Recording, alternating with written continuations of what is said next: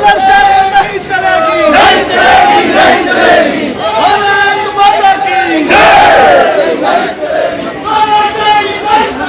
नहीं चलेगी, नहीं चलेगी।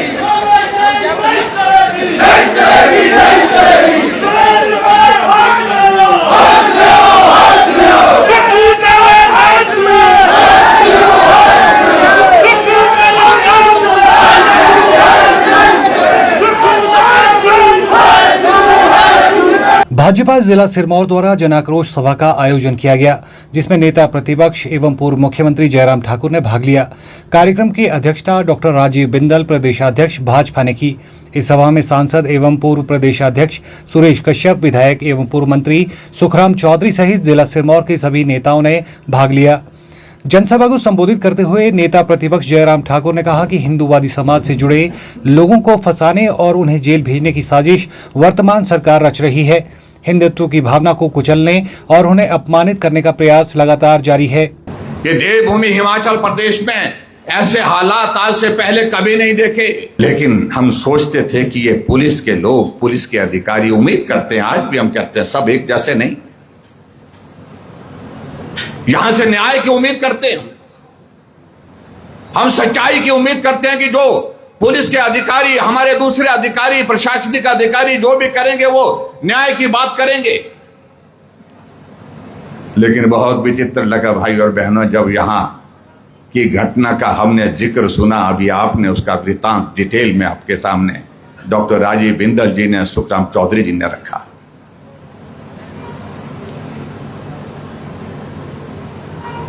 किसी पिता की बेटी चले गई, मां की बेटी चले गई, वो कहां जाएगा? बेटी घर में नहीं है, कहां जाएगा? प्रशासन के पास जाएगा, पुलिस के पास जाएगा कि हमारी नौजवान बेटी घर में नहीं है।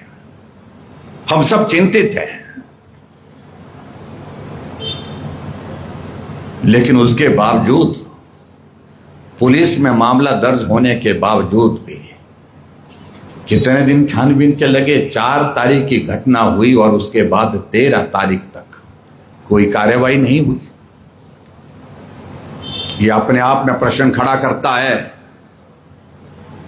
और इस साजिश में, इस षड्यंत्र में हमको वो लोग भी दिख रहे हैं जिनके प्रति हम सम्मान करते हैं। आखिर क्या वजह थी? अगर पुलिस को मालूम था, प्रशासन को मालूम था कि बेटी किसके घर में है, क्यों नहीं तुरंत कार्रवाई हुई? अगर इस सारी घटना के लिए कोई अगर जिम्मेवार है तो मैं कहता हूं प्रशासन जिम्मेवार है। और प्रशासन जो नाच कर रही है, सरकार के कहने पर, सरकार के इशारे पर कर रही है। तो ये प्रशासन की हिम्मत तब बढ़ती है जब उनको लगता है कि हमको ऊपर से संरक्षण है। गलतफहमी में मत रहो भाई, ये संरक्षण अपनी सुरक्षा भी नहीं कर पाएगा आने वाले समय में जो हालात पैदा हो रहे हैं। मेहरबानी के इस दौर से बाहर निकलना चाहिए। सभा में बोलते हुए डॉक्टर राजीव बिंदल ने कहा कि वर्तमान कांग्रेस सरकार ने राजनीतिक प्रतिद्वंदियों को साम दाम दंड भेद के माध्यम से प्रताड़ित करने का काम चला रखा है। उन्होंने कहा कि 4 जून 2025 को 18 वर्षीय हिंदू कन्या लापता होती है, पुलिस रिपोर्ट होती है और कांग्रेस की सरकार हाथ पर हाथ धरकर बैठी रहती है।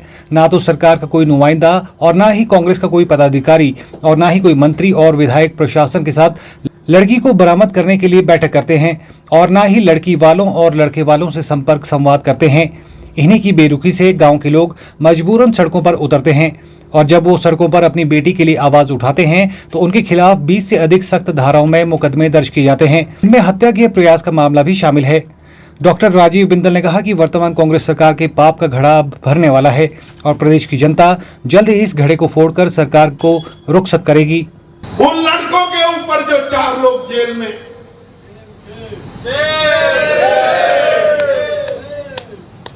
उन 4 में से 2 लोग जो 2 पंचायतों के उप प्रधान है,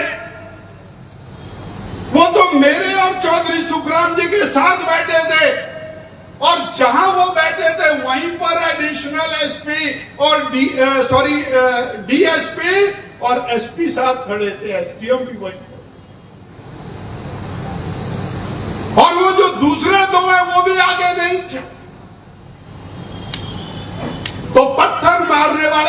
अपने हो गए। जिन्होंने बिटिया को प्राप्त करने के लिए संघर्ष किया वो पाकिस्तानी हो गए, उनके ऊपर 307 लगा दी।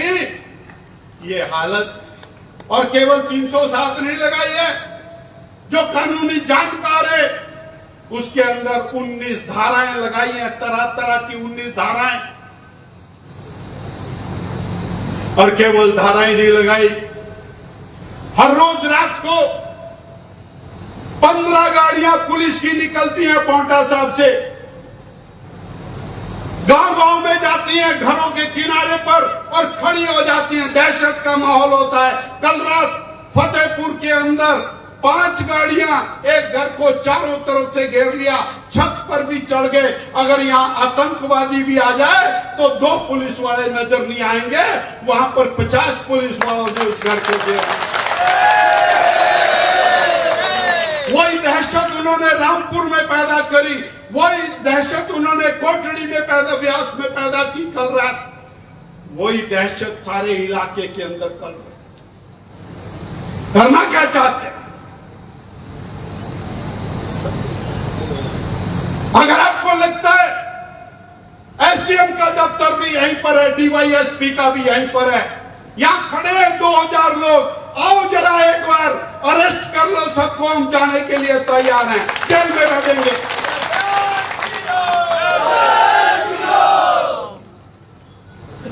वास्तव में माननीय जयराम जी, 2.5 साल में इस सरकार ने जनता को जख्म दिए।